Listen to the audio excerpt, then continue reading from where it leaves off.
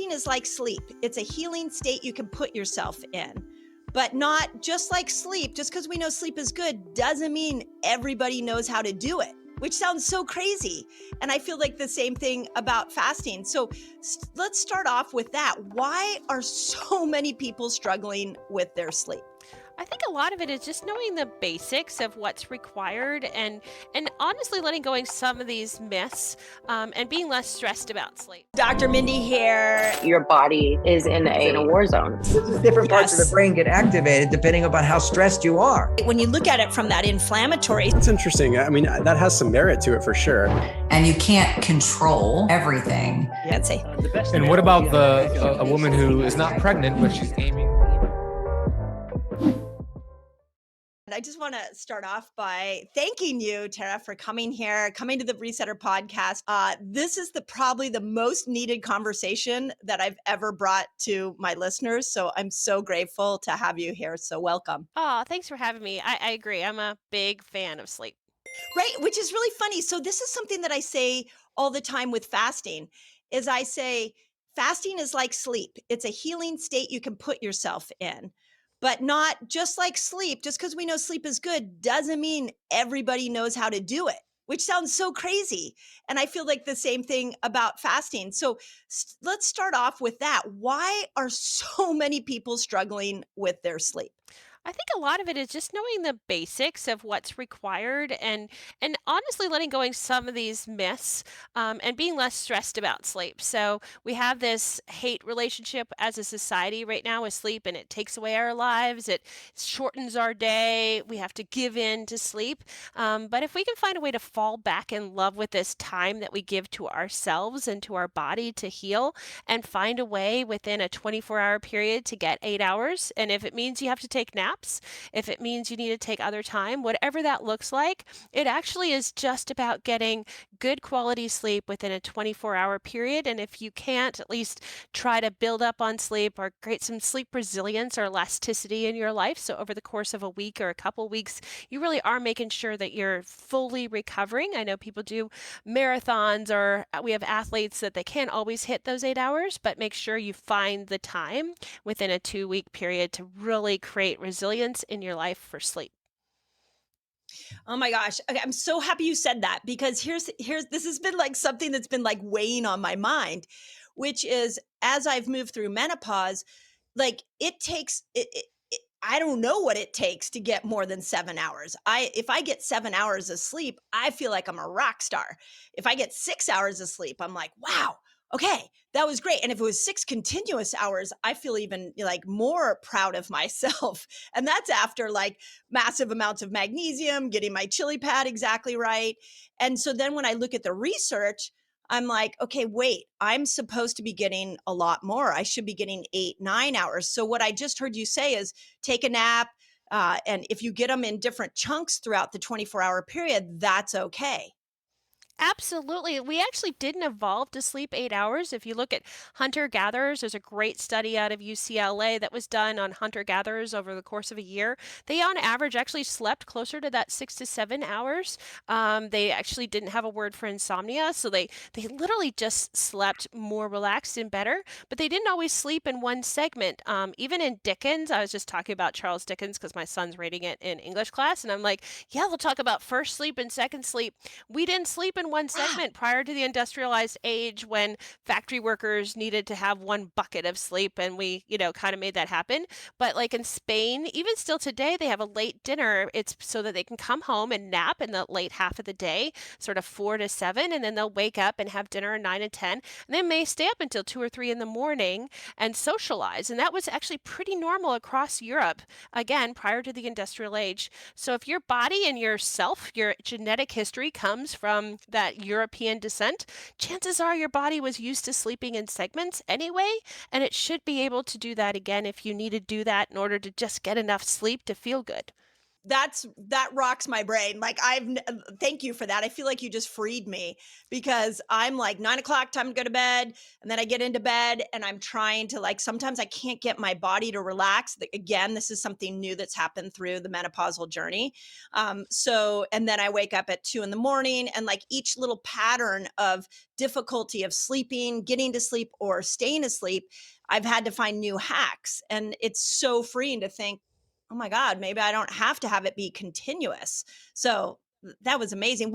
Tell me what the total amount of sleep then I would want in a 24-hour period. When you get into time of sleep, it's really important to think about quality of sleep. And so, again, it's about how long you stay in bed. It's easy to kind of lay in bed for 8 hours and then you wake up and you're like, well, I didn't sleep. I was just laying in bed for 8 hours. And so we need to make sure that we're really thinking about like deep sleep and REM sleep and really getting quality sleep. And you need at least 2 hours of deep sleep and 2 hours of REM in that 24-hour period is ideal. And it's really hard to get deep sleep. And I will talk about temperature and sleep, I know, when we get to the chili pad, but it is possible to still get that. But deep sleep as we age gets harder and harder to get naturally. So when you're aging, by the time you're 80, 90, you may only be getting a couple minutes or no deep sleep, hardly at all, which is why they feel so tired, which is why there's cognitive loss, why lack of sleep and specifically lack of deep sleep is attached to every disease of the elderly. So it's really important as we look at that total amount of time to kind of take a step back and saying, even if you're not wearing a tracker, you should wake up feeling rested. And if you're not and you're still spending that time in bed, then you really need to look at some of those quality metrics. How can you improve the quality of that 8 hours? 8 hours is a good round number, but everything, there's 8 billion of us. 8 hours there's not one number for all of us. There's not one diet plan. There's not one amount of fasting. We talk about those things. Like there's not one sort of number that's going to make every single human feel amazing. That's ridiculous. We are a bell curve of different types of sleep, just like everything else about us as humans. No two of us are the same. So if you and your girlfriend don't have the same sleep patterns, one of you can nap, the other one has to do it all at night. Like that's normal. And men and women are very different on how they tend to sleep. So if you and your partner have different sleep habits, that's all really actually very normal. And we're supposed to because the research, it was easy to research how long people were in bed became the metric for a really long time. When you have no science, when they had no sleep trackers, they could tell how long someone was in bed. So that was an easy way to study sleep. And we've really only been studying sleep in that kind of in-depth studies for 25 years now. It was all pretty loose before that. So when you think about the scheme of sort of research into what we do, sleep is really baby in its research and what we know about how it works. And so it's important to think that all of that studies, that 8 hours in bed comes from all we could do is watch you sleep and tell you if you were sleeping 8 hours, then, well, that must have been good. So that's where some of those metrics come from, but it's really the really basic end of the science. Once you start looking into the last 5 years, people are going to talk about deep sleep and REM sleep and quality metrics of sleep much more in those studies because they could start to measure that using sleep tracking and brain waves and those kind of things while people were sleeping, and it wasn't as possible 25 years ago. I think that you make such an important point. I see this a lot in my community where people want to know, tell me the absolute, what should I be eating for my microbiome? How long should I be fasting? What exercise is best for me? And I think it's really interesting that when we look at the research right now on all of these lifestyle habits that support our health, we are like an infant in understanding the impact that our daily habits have on chronic disease and longevity. So I want to make sure that my listeners don't lose sight of the fact that when we look at sleep, I think it's fascinating that we don't have enough research on what second sleep and first sleep. I saw that study come out a couple of years ago. We don't have any research on light. I mean, I'm excited to talk about what we're now learning about temperature of the bed. All of this is so brand new because we're just starting to research it. And I think that's really important that we take the research, we take the understanding, and we play with the principles, and we become our own N of one. I think is a powerful, powerful way to look at the emerging information. So talk to me a little bit. You have a really interesting TED talk, and I love the title of it is The Recipe for an Effective Sleep. Talk to me a little bit about what is the recipe. If you were like sitting down with somebody and you were just like, here's the recipe for a good night's sleep, what would that recipe be? Yeah, so I have to say I love to cook, and no two people are going to have the same potato salad or, whatever you're making. Everyone's got their own version of what that is. So that's kind of why I like recipe is you have to come up with being your own scientist. That N of one is so important. So we talk about the pillars of sleep even when we coach our athletes. And it's important to look at each of the three pillars. It's kind of like the three basic ingredients when you come to sleep. One is your behavior. So, what are you going to do during the day? When, where, and how do you do things during the day that's going to affect your sleep?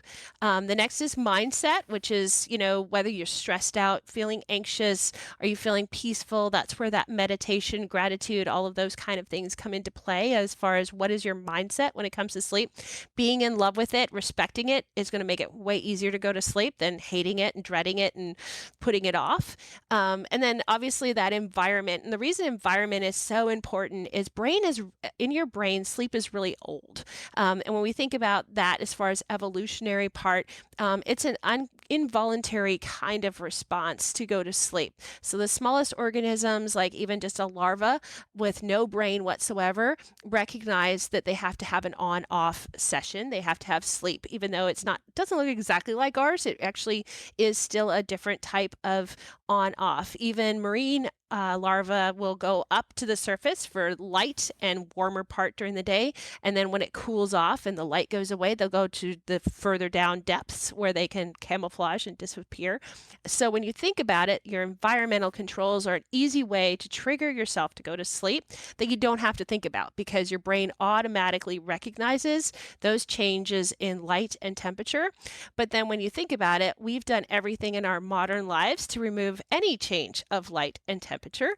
And so we've actually made it much harder for ourselves to go to sleep by having the comfort of being able to turn on a light at any moment and having this consistency in our temperature. So our microclimates within our homes are all sort of regulated and they don't change at night. They don't get cool and they don't slow down and be more dim as the evening goes on. We aren't dimming our lights and kind of like, oh, it's fireside time now versus like bright light of first thing in the morning. So we've actually sort of sabotaged those triggers. And so our brains are now stuck with like, I don't know when it's supposed to go to sleep, but all of those triggers will release melatonin when you can trigger them. So a change of temperature will trigger the release of melatonin. That's exactly how that mechanism works in your brain. So melatonin is released when there's a change of temperature. Clifford Safier actually discovered this in 2003.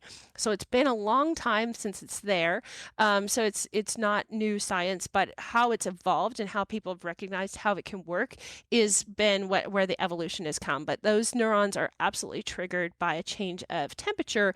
For some people, again, back to that wide spectrum, light may be more powerful than temperature, but in the hunter-gatherer studies, all of those have all validated that it was a change of temperature that's sort of really late in the evening, cooling down, the sun's gone down. They didn't go to sleep the moment the sun went down. They went down as it dimmed, and that change of temperature was what triggered them to go to sleep.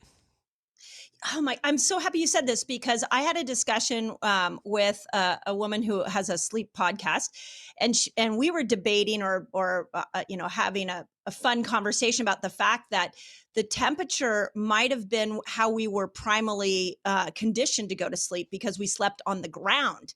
And we probably slept with a cowhide or an animal hide on top of us on a cold ground. So everything that we look at from fasting to food to, the way our nervous systems work, moving in and out of sympathetic, parasympathetic, all of that is primarily driven. So it makes sense to me once I wrap my head around the idea that, oh my gosh, my ancestors fell asleep because of the coolness on the ground, and that when my body goes into my bed and gets a cool experience, it actually triggers something primally within me that tells me to go to sleep that I might not be getting if my mattress isn't cool.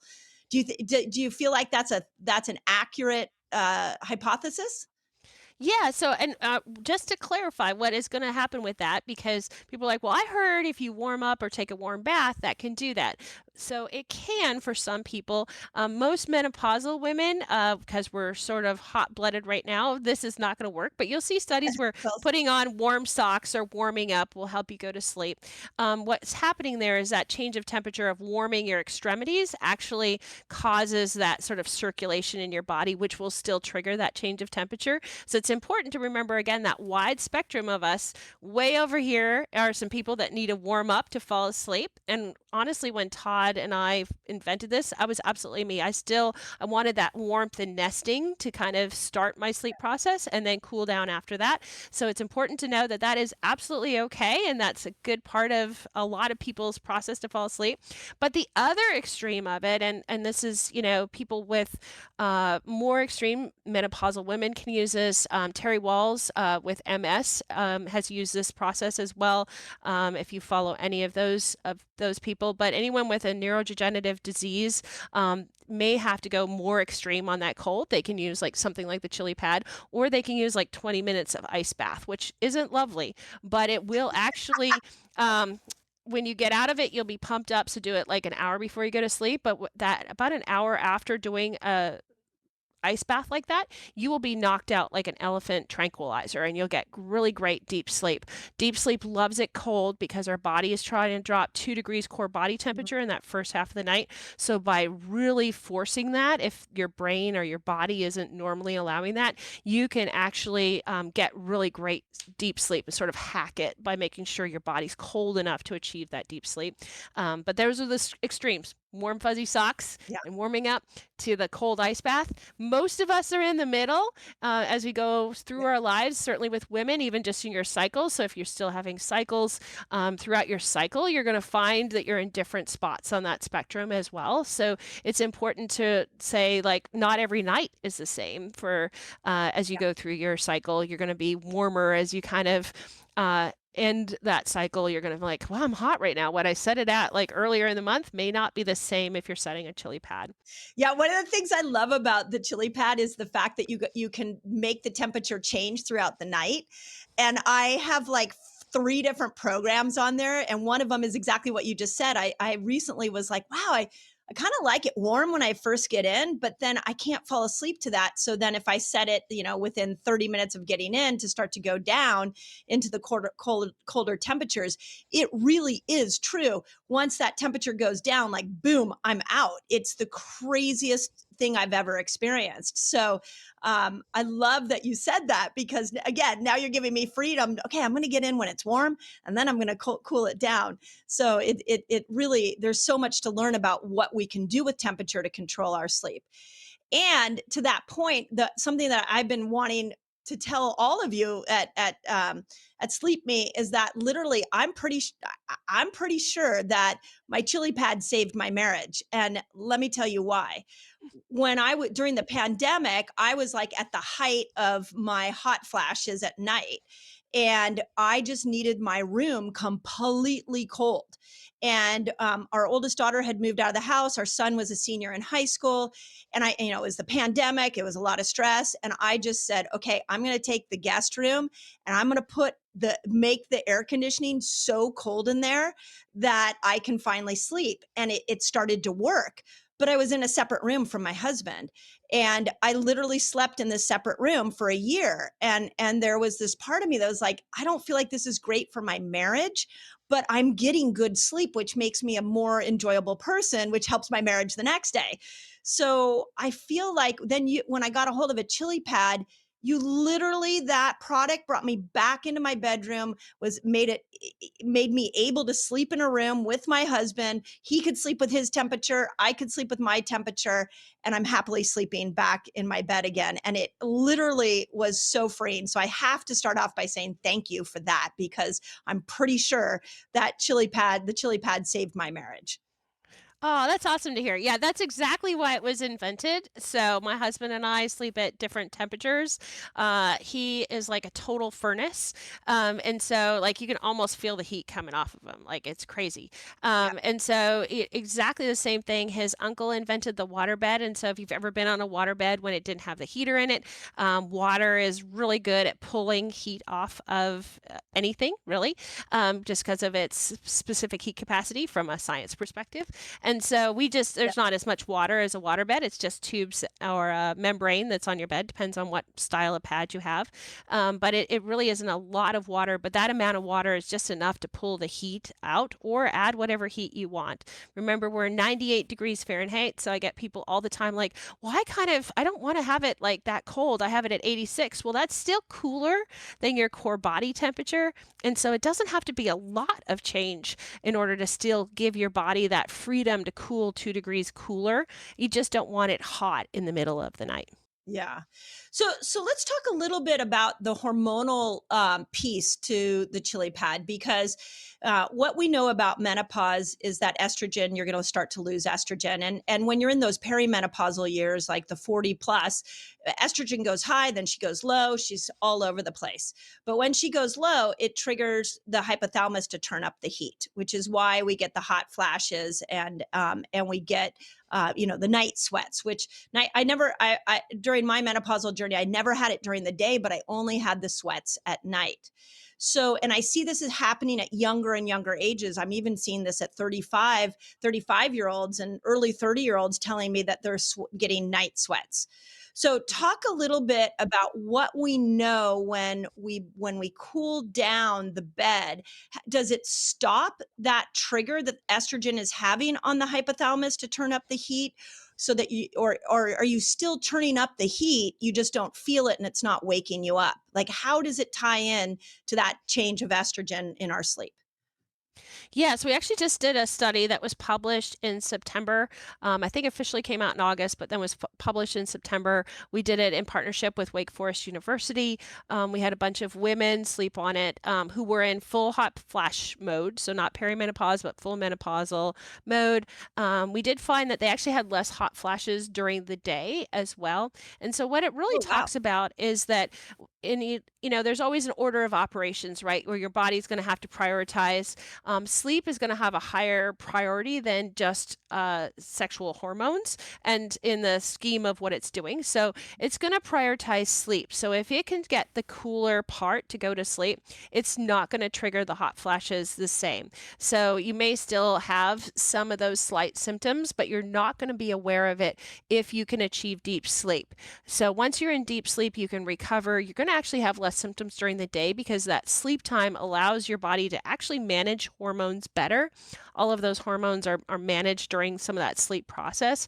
And so it actually is an over the whole 24-hour period, you're going to have relief if you can sleep better. And so if we can sort of mitigate any hot flashes that would pop up, mitigate that system from overheating or feeling those sort of changes by talking to your brain about, let's get great sleep first. It's like, right, we're getting great sleep. Then while we're sleeping, it can manage through and heal and do that sort of normal hormonal balance that it should do during sleep as it moves between sort of the various systems that it needs to do. Every system during sleep is sort of managed, from cardiovascular to hormonal systems, digestive systems. Everything sort of healing is really focused about happening at night. Even your memories are filed.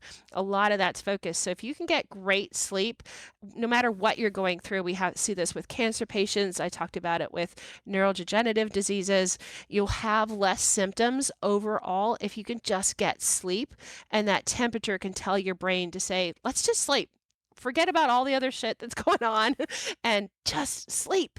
Amazing. So, okay, you ignited a thought in my brain about the systems repairing as we are sleeping. So the way I had always learned this was when the sun goes down, melatonin kicks in, and the body starts to prepare itself to repair, to reset, and to go through each organ system.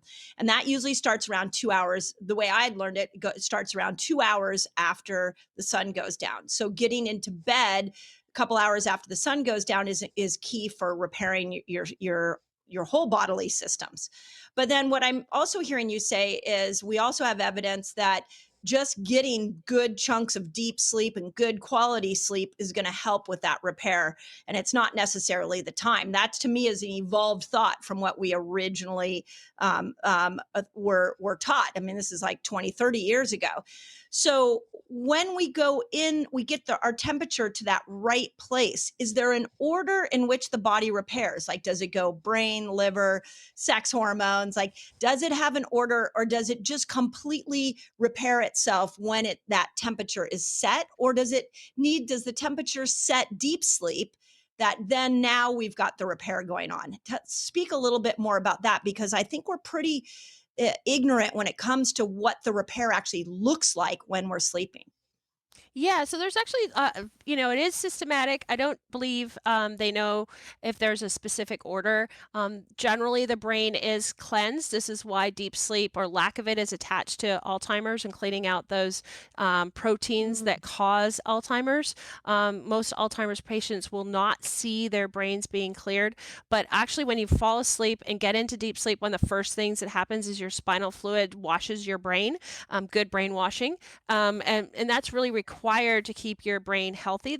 Because of the brain blood barrier, there's not a lot of other times or ways in which your brain can be cleaned. And so this is what's taking those toxins out, making sure your brain's really healthy. It's when memories are filed, that sort of priority is given often to the brain and the cardiovascular system. So those are often the first things to get repaired.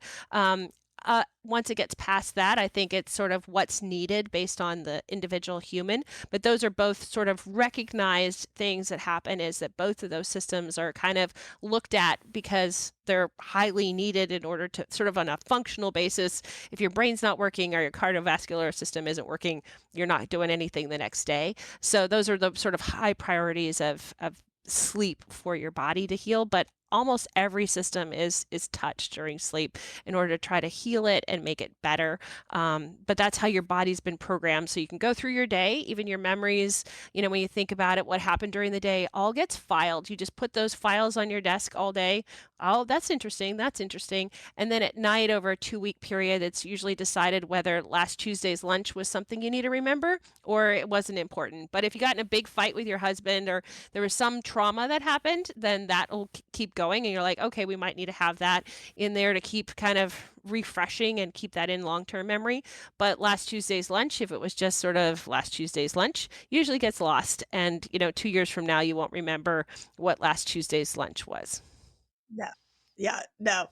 Talk about the difference between deep sleep and REM sleep. The way I'd always learned it was deep sleep is detox, REM sleep is more brain repair. And where does temperature fit into those two pieces of sleep? And how do we make sure we not only get great deep sleep, but that we get good REM sleep? Yeah, so it's really kind of to take a step back. Your body has a clock that's really called your circadian rhythm, is what you'll hear it sort of referred to. And that clock is just like your computer clock. It's like any other clock in your life that manages your appointments and however you manage that. Your body kind of manages it with the same clock, and your temperature has a pattern that it does on a daily basis based on that clock. In that 24-hour period, you'll have periods where it's higher, and then you'll have periods where it's lower. In the middle of the night, it's about 2 degrees cooler than your average core body temperature. And then it warms back up as you go to the morning. So if you think about it in terms of sleep, and we work even with shift workers, there's a dip in the afternoon that makes you a little bit cooler as well. So that's where if you are tired, afternoons are a good time. Or if you're a shift worker during the day, that's your window for deep sleep, versus in the evening, your deep sleep window's in the first half. If you go to sleep first thing in the morning, it's going to be in the second half of your sleep because of that dip. So trying to manage those temperatures based on when you're sleeping is important to kind of match it to that circadian rhythm or clock. That makes it ideal, but you also get blood pressure, when you should have a bowel movement, when you should work out, when you should do creative versus high cognitive load. All of that's managed in that clock circadian rhythm system, and we kind of take it all for granted. But the more you know about your circadian rhythm, the more powerful you are about when you can have the best time of the day to do different things. But it is tied to sleep, and most often talked about with sleep. But when I talk about deep sleep in the first half of the night, it doesn't mean you just have deep sleep in the first half of the night. You actually, if you pull up a sleep tracker, you'll see you dip in and out of deep sleep. You still get a little bit of REM sleep in the first half of the night. It's not just a straight line of here's your deep and then bloop, it turns to REM sleep. It's more of like a possibility or probability window that you'll get more deep sleep in the first half of the night. You're going to get more REM sleep in the second half of the night. And so deep sleep likes it cooler. REM sleep likes it warmer as you kind of come up out of that valley. So from a temperature perspective, they really do have different profiles of what they're doing. Our latest product actually will tie that. So using our sleep tracker, it actually has an AI relationship called Hyper that recognizes when you're in each of those states and will warm it or cool it slightly in order to enhance that sleep state. But if you want to think about what is deep sleep, what is REM sleep, it's usually defined by your brain waves. So REM sleep looks a lot like awake, and that's where a lot of people thought that was the only time we dreamed, because if you do remember your dreams ever, it's because REM sleep is so close to being awake, and when you wake up, those are the dreams you most often remember because you're kind of your brain is like almost awake when it's doing that. And then just like deep sleep, you would assume your brain waves are slowed down as they get further and further into deep sleep. And so you want to have that sort of slowing down of your brain, just like a heart rate. Your resting heart rate will also slow down the deeper you are in deep sleep. You'll get a lower resting heart rate if you're getting good, effective deep sleep. So those are all ways in which you can sort of measure that slowing down or the recovery part of your body. Just think about it. Just everything is more chill, more slow down in deep sleep. So, oh my God. So you're like connecting dots for me. So thank you. Thank you for this discussion in general. But I typically I'll wake up at like 2 or 3 in the morning. Not all the time. I've got some hacks now that I've been working with. And I find that I actually have to change the temperature of my chili pad when I wake up at 2 or 3 in the morning. And so is that because maybe my brain is shifting into REM sleep? And so it needs Yeah, a different temperature? it does. Like It it does don't need like I to have to warm up. bring it up. Yeah, Absolutely. that's You'll wake exactly up so because you're now too cold and you're absolutely right. So you're coming out of that when you come out of the valley, we have a lot of people that do that. Even younger people or athletes that'll use it, they'll actually cannibalize their REM sleep if they stay cold too long. So as we get older, we just wake up. But the sort of younger athletes, because they're so physically involved, they'll actually just have mostly deep sleep then and not get much REM sleep. So they have to kind of find that balance. And that is absolutely that sort of middle of the night time, somewhere around 2 to 3, to change your temperature a little bit warmer. And it may take some experimentation, to be honest, of how much warmer that is for you. And depending on what you're going through, again, there may be times in your cycle that's a different temperature. So it's important to kind of keep in mind what's the best one for you. But it is usually warmer than deep sleep. And think about as the planet's warming up, even though the sun isn't up yet, that is coming around. It often starts to change the temperature. You start to warm up as that planet warms up. Even that pre-dawn is a little bit warmer than the coldest part of the night usually. So you're starting to see that warmth happen, and your body's looking to just match that planet. It just wants to be part of the planet when it does that. So we are, all of those things that we can't see, we really do entrain to the rhythm of the planet, whether it comes from that pulsing EMFs, to the temperature, to the light, even the sounds that happen, are all ways in which our brain is like, okay, am I in sync? And it wants to be in sync to get great sleep. Yeah. So the other cool feature, and so with that, you can set, I mean, what I love is you can set it however you like. I can set it. Once I started to see the pattern 2 or 3, I just made sure that I set it so the temperature naturally went up, at 2 or 3. So I didn't, then I didn't wake up. The other really cool feature that you guys have, and this is the greatest way to ever wake up, is I can program an alarm, and instead of something beeping in my ear, I just warm my bed up. And I have found that it gently wakes me out of my sleep. And there's no snooze to hit. It gets to a point where it's getting so warm that I'm like, okay, I'm ready to get out of bed. It's the most beautiful way to wake up that I have ever experienced. So talk to me about what's going on in my body with that.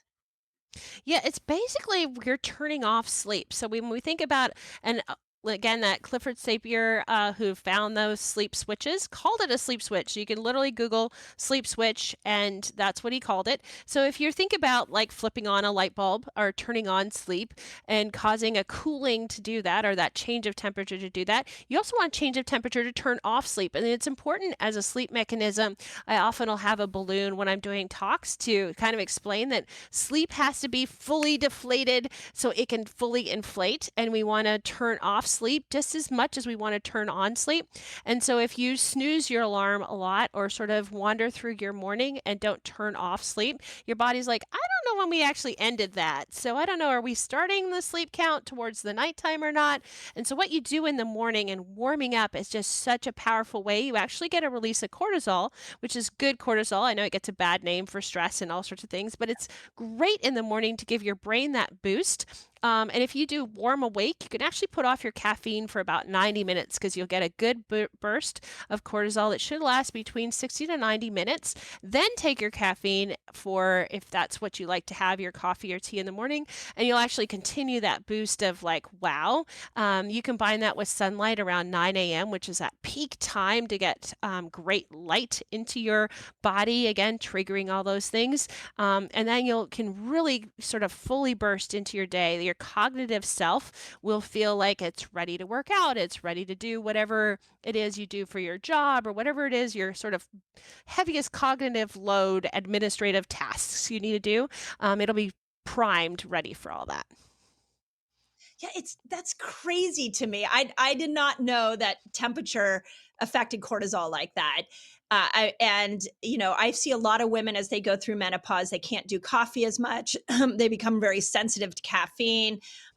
We know that cortisol is actually going to, if it spikes at the wrong time or it's out of control or you have dysregulation, it has your menopausal symptoms are going to be so much worse.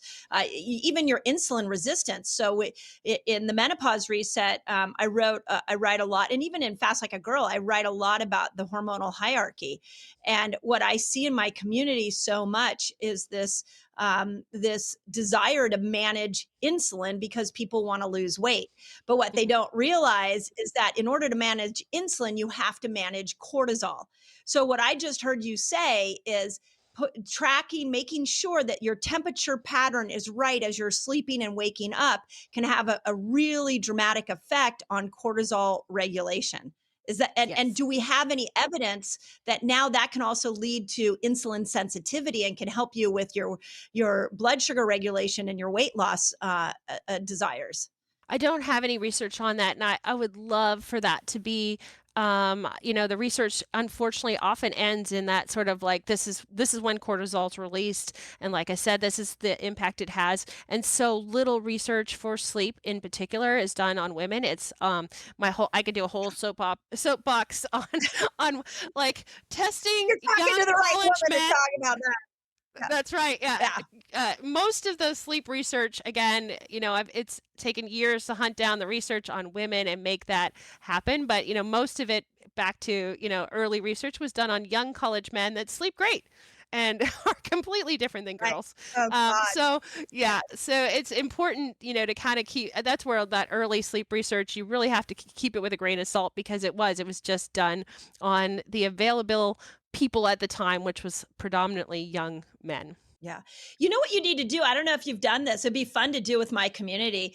Is have you ever done like a hormone test and then put the chili pad and do like a 90-day, 60-day experience to see if women just get, and women of all ages, if we know their hormonal profile and then we set the temperature right for their night's sleep and then recheck their hormones in another 90, 60, 90 days, if we would start to see a big hormonal shift. It was in the research study done with Wake Forest, they started that.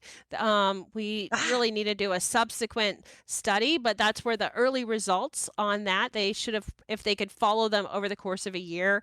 But it really shows the power power of being able to sleep and what sleep does as a sort of a regulatory reset for our all hormonal challenges. But you will see there was a couple women that had sort of a Hashimoto's or some of those things that go a little bit beyond regular sort of challenges and autoimmune disease. You start to see that a lot of their symptoms beyond just the menopausal ones will start to improve. Again, it does help with cortisol levels if you could get great sleep. If you get deep sleep, it totally resets that. So it's a, it's a huge way. We want to end up, totally relaxed during deep sleep, and it gives your body a break from being sort of that pumped up fight or flight all the time. Yeah. And what about fertility? I'm seeing a lot of, since Fast Like a Girl came out, I've had more women that are in their early 30s reach out to me that are struggling to put their hormonal picture back together. And many of them are married, they're wanting to start families, they don't have regular cycles. Some of them don't have cycles at all. And we're working with food and fasting to help and cycling that to be able to get their cycle back on track. But do we have any research or any even anecdotal evidence that if we can use the temperature or something like a chili pad at night, that it can actually not only balance these hormones, but could help with fertility? Do we have any signs of or any evidence that fertility improves with that? So the only research I have, which is done again on men in the armed forces, but one of the things that happens when you're really stressed out for men is that their testosterone levels tank, and they really have a hard time because of that. So what we did is increase their sleep. Just sleep was able to radically change their testosterone levels of just getting regular sleep. And again, I wish there was a study that I could speak to, anecdotal evidence of people that I've talked to and have worked with on improving their cycles, especially women that are in sports. So a lot of women in sports do lose their cycles when they're really working out that hard. And sleep will actually help alleviate that from happening. So again, if you're pushing your body really hard, you're going to lose your cycle. But when they sleep better, the Santa Clara women's soccer team we worked with and did a bunch of studies with them, and overall their sort of health on their cycles and just performance overall improved, but their cycles definitely were more regular. Everything about them was more sort of in tune and more across the board even, which is good. We want that balance of life when they got great sleep. So again, it's not sort of direct evidence, but the power of sleep is amazing. We need that on off. You think about whenever even electronics get wonky. I kind of use it all the time. Like you have to reset, you have to turn it on and turn it back off. And by doing that, as our bodies need that, and it needs it to be done really regularly and get that deep sleep. When we do that, everything gets better. And so again, as that sort of three-legged stool of fitness and diet, sleep has to be there in order to help keep the other two to work better. They all work better. We eat less nasty calories when we sleep. We work out more when we sleep. Everything is better when you sleep. Yeah, it's so true. It's so true. By the way, I know that study, or I know that you guys did it with Santa Clara University. My son goes to Santa Clara University, Oh, and fun. he's a soccer player. Yeah, he's a soccer player. He doesn't play on the team there, but he's got friends, women that are on the soccer team, and he said that to me. He's like, "Mom, hey, do you know that they now have chili pads like you?" And that was the first time that I realized, wait a second, this might not just be for menopausal women. There's a whole application to this amazing pad that's allowing me to sleep. There's a whole nother application. So it's interesting that you just said that because, for any athlete, we're back at cortisol goes up. And if cortisol's up all day long, those sex hormones are going to start to go down. So did you guys do a write up or anything on what you discovered with the Santa Clara women? Yeah, it wasn't published in a journal, but there is you can go to our website and see it there.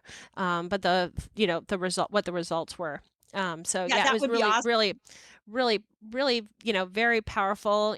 The other thing that's really interesting is mental health is very tied to sleep. Every mental illness is tied comorbidity with sleep. And so we've done a lot of work with veterans with PTSD, and again, the profile from, sort of a sleep perspective when you have a mental illness is you get very little deep sleep. Your brain gets stuck in REM, and in that sort of almost awake state, because night terrors, everything like that looks like you're awake in a brain state.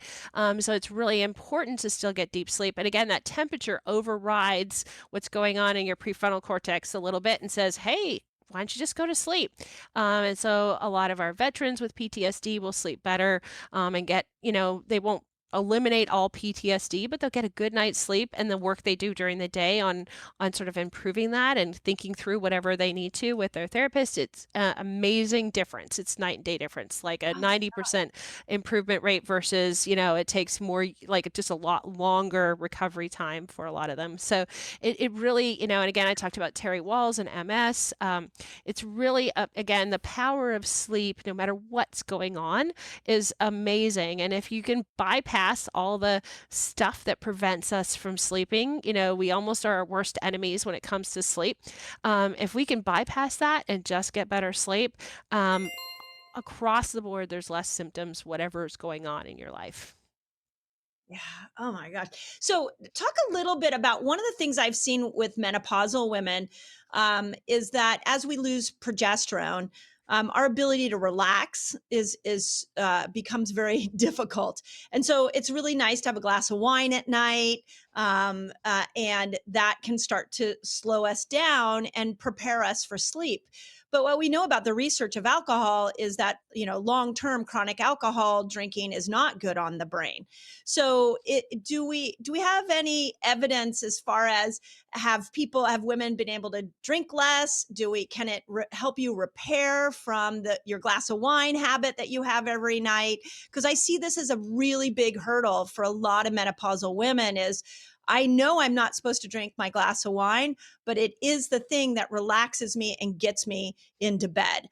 What can we know about using a chili pad to help overcome that?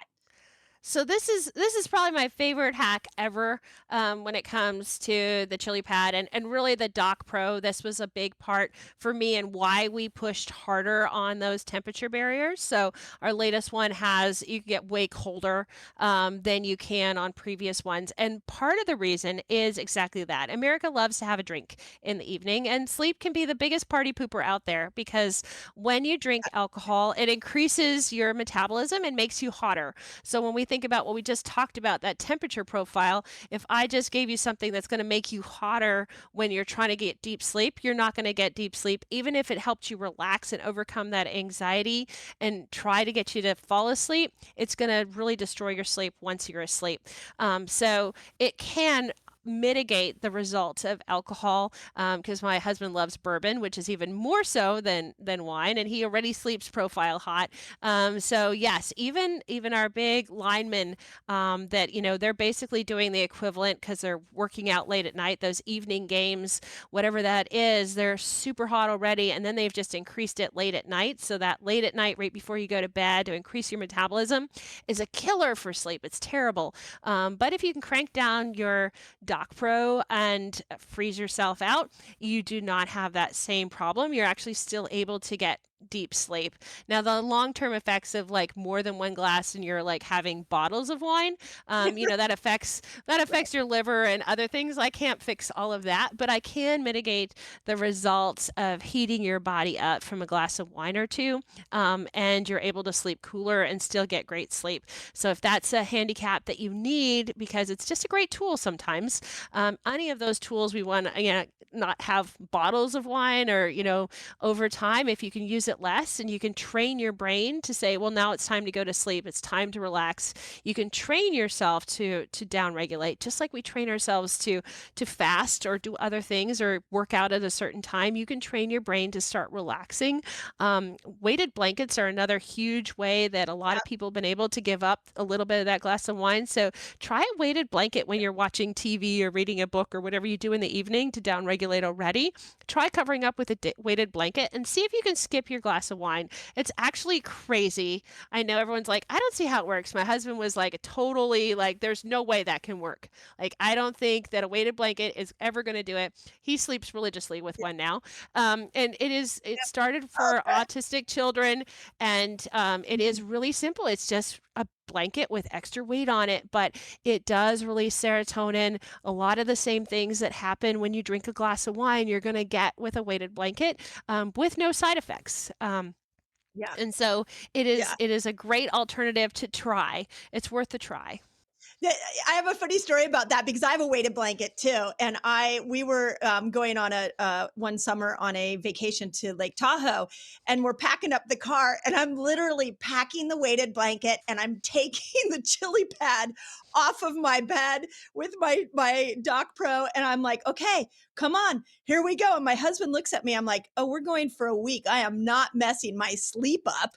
I need to make sure that I've got all my amenities. And when I travel, you guys need to come up with a travel one, because when I get into a hotel, the first thing I do is turn the temperature way down.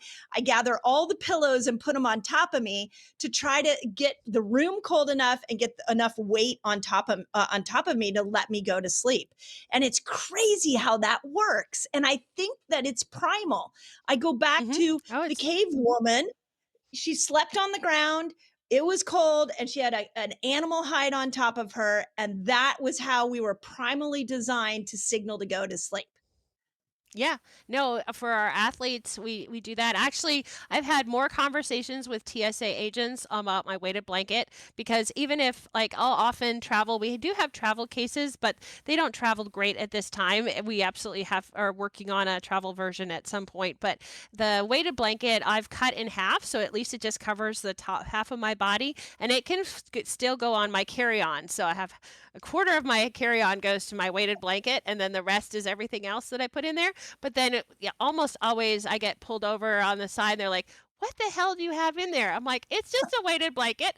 Go ahead, take it out, feel it, touch it. We'll put it all back." But like now I'm kind of used to like, all right, we're just gonna. I just have to talk to the TSA agent, but it's not like it's not allowed. It just flags them as like something weird. But yes, I travel with my weighted blanket. And then the other things you can do, again, training your brain just like anything else.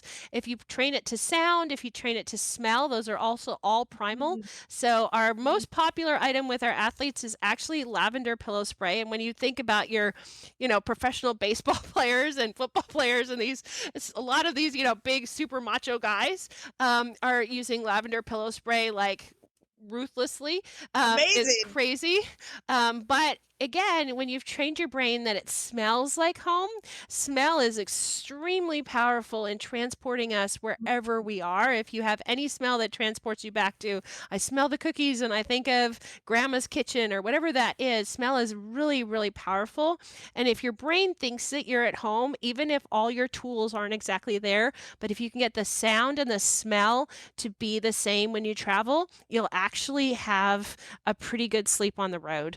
I've tried to perfect that over the years, because between myself and the athletes I work with, we have to figure that out, because every hotel, I Yeah. don't understand when they're selling a bed for the night that you can't sleep in them. They're terrible places to sleep. So, in the final minutes that we have, talk a little bit about how do you get, if you go to your website, you're looking at the different products, you have a Doc Pro, you have the Uller, I think was the original Hmm. one. So talk a little bit about the difference of that. And then what's the difference between your product and some of the other products that are out there? I've been so pleased with your product. I don't know much about the other ones, but talk about the differences there.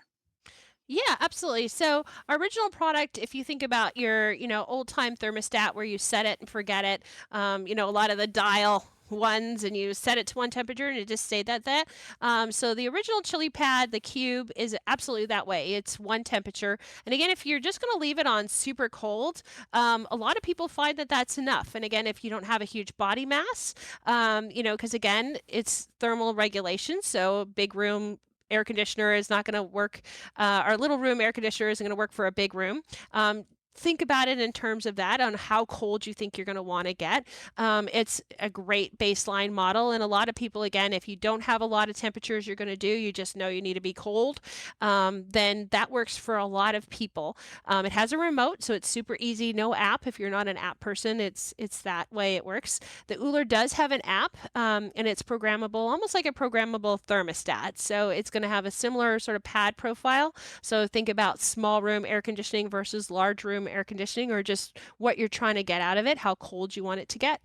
And then the Dock Pro obviously has the most amount of cooling capacity. It has a very different designed pad, which allows the thermal regulation to really make that bed cold, and as cold as you want it to get for the most part. Most people can't sleep on all the way cold, and even our NFL linemen, we kind of designed it for the 375-pound NFL lineman dude putting off heat. So it's going to be able to power through that. The differences between ours and other products out there, others will even, we have a sleep tracker that will go with the Dock Pro, as I mentioned, and then it can regulate, it'll change the temperature dynamically throughout the night. So our sleep tracker is the only one in the world that's doing that actively at night based on your sleep profile that night, because every night is different. So even if they've looked Yeah. back at the previous night and then try to superimpose that, which is what some of the others will do, it's not the same. You didn't have the same day to day. And so it's going to give you a very different sort of experience when it comes to that active AI, working on helping you sleep. We like to think about it as GPS. So when you pull up Google, yesterday's map experience and what accidents happened on the freeway yesterday isn't going to really help you get home today. And so that in real time is a big part of the difference. I think the other temperature profile is really similar, but the biggest part for me, and this is where the physicist it's really important to keep EMFs out of your bed. An EMF is an electromagnetic field, and everyone's like, oh, what is that? What does it mean? But it's stuff we can't see, but it's really electronic interference. So when there's a constant stream of electronic magnetic fields interfering with your body and your space, and that's why people like keep electronics out of your bedroom. It's really a lot about keeping EMFs out. Now it's crazy because the earth pulses in fields that are very similar, but that pulsing part actually is good for us, but a continuous stream is not. It's kind of like alternating current versus direct current. You obviously don't want to have a direct current. You want to have an alternating one because it's actually more gentle and it's what your body is used to from the planet.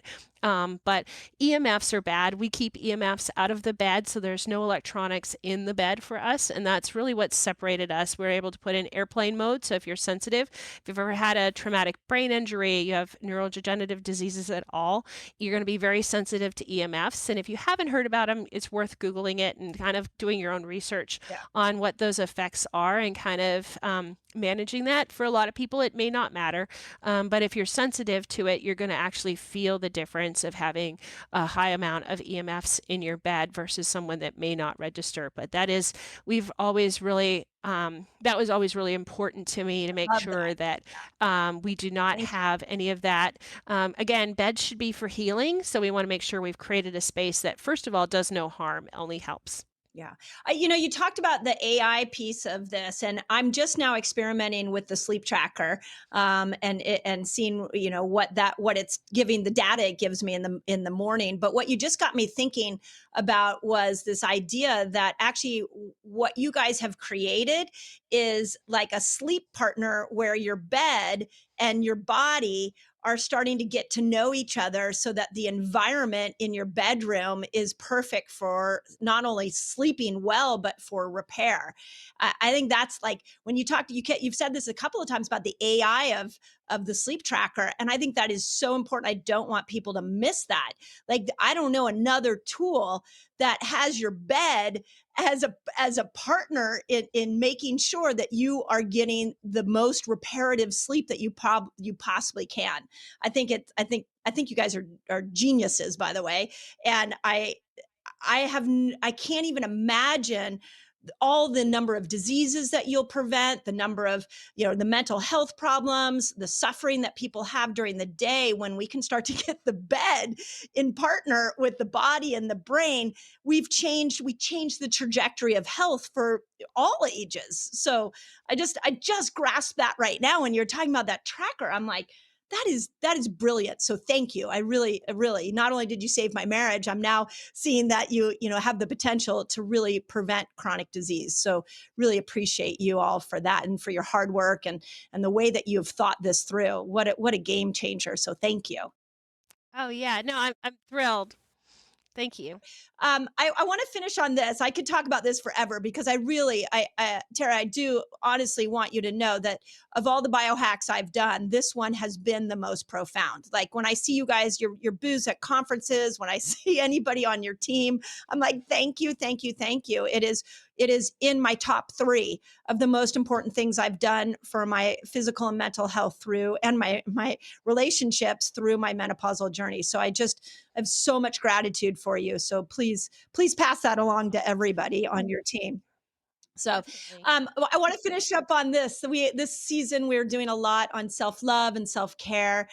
So I'm asking all of my guests, what's a self-care practice that you have outside of sleep, that you do on a daily basis? And then the other part of that is, what do you think your superpower is in the world? We have too many people that talk about what they're not good at, and I really want people to stand up and talk about what they're really good at, and what they contribute, what their superpower does to contribute to this amazing world we live in. So self-care practice and superpower. So the self-care practice actually started during the pandemic, and I've talked about it a lot. So stress, we've mentioned it as sort of the biggest enemy. It is the enemy of sleep. It's the enemy of everything in our lives, really. And it actually comes from BJ Fogg. I heard a talk from him years ago on, the power of tiny habits and what a small change can do. And even 30 to 60 seconds a day of meditation, gratitude, breathing, whatever that looks like for you, down regulation, is extremely powerful for washing cortisol out of your system and reducing stress. And so my sort of self-love habit is, we use the restroom 7 times a day on average, sometimes more, sometimes less. But attaching a new habit to something you're already doing is extremely powerful to anchor that and make it happen again and again. So next time you're in the restroom, this is what I do. I close the door and I take 30 to 60 seconds, and I will rotate between doing breathing or gratitude. Like, if it's really tough and I'm like, I'm not sure I can get into breathing right now, but I'm going to at least stop and be grateful for whatever's happening in the day or my family, or find a moment. But taking 30 to 60 seconds every day, one of those restroom stops has to involve 30 to 60 seconds that is just about me. And again, in that moment, you're doing something that you have to do for you. We all have to do it. Take an extra moment. Don't be on your phone. Just be soft. It's been life-changing on reducing the stress I have when it comes to nighttime, when I climb into bed. It's phenomenal. It's super simple, but it really works, and it's fabulous.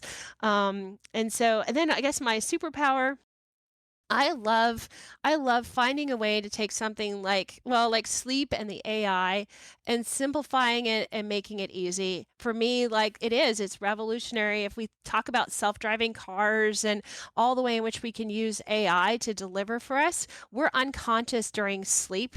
And so we need something to be thinking for us, hey, what's the best way to do this? And so when I look at the patents and design and sort of what's important to me, it's really important to get people to a place where they can heal. And I love the idea from a little girl of being a healer. I'm like, I just want to be a healer, whatever that looks like. And so for me, of creating devices or things or habits or helping out, I get talks, all of that. The big why is to find a place where people can heal. And that sort of place of healing and delivering that is what I love. It's my why, but I believe, especially attached to the technology I invent, that is my superpower. Amazing. Well, we're all benefiting from your superpower, so I really appreciate you. How do people find your product or follow you? What some of the research you all are doing? Yeah, it's just sleep.me. So if you think about sleep for yourself, that's it. That's the entire website thing. So just go to sleep.me and you'll find there's blogs, tons of blogs and different information and the research. You can explore all of that there. Yeah, beautiful. Well, again, from the bottom of my heart, thank you so much. I'm going to say thank you from all the menopausal women who have benefited from your product. But hopefully, people are seeing too that this goes way beyond menopause. So, super grateful for you, Tara. And again, I really tell everybody over there just what a huge fan I am. This has definitely been a game changer. So we have all benefited from your superpower. So grateful for you.